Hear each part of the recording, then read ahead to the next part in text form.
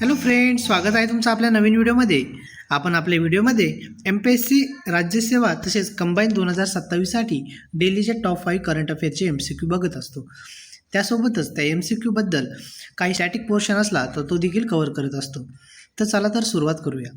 तर बघा, प्रशासकीय कामकाजात AIचा वापर करणारा भारतातील पहिला जिल्हा कोणता ठरलेला आहे? तर सिंधुदुर्ग हा प्रशासकीय कामकाजात AIचा वापर करणारा भारतातील पहिला जिल्हा ठरलेला आहे. येत्या एक्झामला याच्यावर आपल्याला प्रश्न विचारला जाऊ शकतो. पुढे बघा, नुकतेच सारिंदा या पारंपरिक वाद्याला कोणत्या राज्याचा GI टॅग मिळालेला आहे? तर बघा, त्रिपुरा राज्यामध्ये सारिंदा या पारंपरिक वाद्याला GI टॅग मिळालेला आहे. तर बघा, आता या ठिकाणी GI टॅगचा उल्लेख आलेला आहे. GI टॅगची सुरुवात ही 1999मध्ये झाली. 1999मध्ये त्या रजिस्ट्रीची स्थापना करण्यात आली असून तिचं हेडक्वार्टर चेन्नई या ठिकाणी आहे. हा GI टॅग 10 वर्षासाठी दिला जातो. 10 वर्षासाठी तो व्हॅलिड असतो.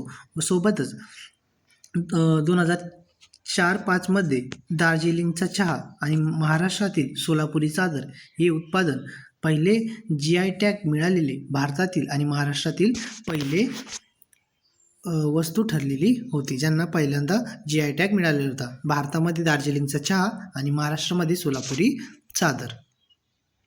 पुढे बघा, कोणती महिला गोलंदाज महिला T20 आंतरराष्ट्रीयमध्ये सर्वाधिक विकेट घेणारी खेळाडू ठरलेली आहे? तर बघा, दीप्ती शर्मा 166 विकेट घेऊन आंतरराष्ट्रीय T20 सामन्यांमध्ये सर्वाधिक विकेट घेणारी खेळाडू ठरलेली आहे.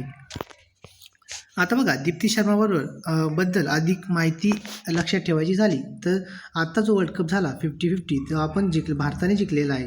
त्या प्लेअर ऑफ द टुर्नामेंट, त्या वर्ल्ड कपचा प्लेअर ऑफ द टुर्नामेंट कोण होतं? तर दीप्ती शर्मा ही होती आणि man of the match Shafali Verma ही होती. हे तुम्ही अतिरिक्त गोष्टी लक्षात ठेवू शकता. पुढे बघा, AIसह रोबोटिक धडे देणारी महाराष्ट्रातील पहिली जिल्हा परिषद शाळा कोणती ठरलेली आहे? तर बघा, केळशी दापोली रत्नागिरी ही जी जिल्हा परिषद शाळा आहे ती AIसह रोबोटिक धडे देणारी महाराष्ट्रातील पहिली जिल्हा परिषद शाळा ठरलेली आहे. केळशी दापोली रत्नागिरी हे तुम्ही लक्षात ठेवू शकता. तर पुढे बघा, वोग्यू या IVRची नवीन ब्रँड ॲम्बेसिडर म्हणून कोणाची नियुक्ती करण्यात आली आहे? MPSCच्या परीक्षेमध्ये बऱ्याच वेळेस वेगवेगळ्या ब्रँड ॲम्बेसिडरवर प्रश्न विचारला गेलेला आहे, त्यामुळे त्या दृष्टीने हा प्रश्न इम्पॉर्टंट ठरतो. तर बघा, कीर्ती सेनॉन यांची वोग्यू या IVRच्या नवीन ब्रँडची ॲम्बेसिडर म्हणून नियुक्ती करण्यात आलेली आहे. व्हिडिओ तुम्हाला आवडला तर व्हिडिओला लाईक करा, आपल्या चॅनलला सबस्क्राईब करा, तसेच चॅनलचे बेल आयकॉन प्रेस करा, म्हणजे असे तुम्हाला व्हिडिओ आल्यानंतर पहिल्यांदा नोटिफिकेशन मिळत जाईल.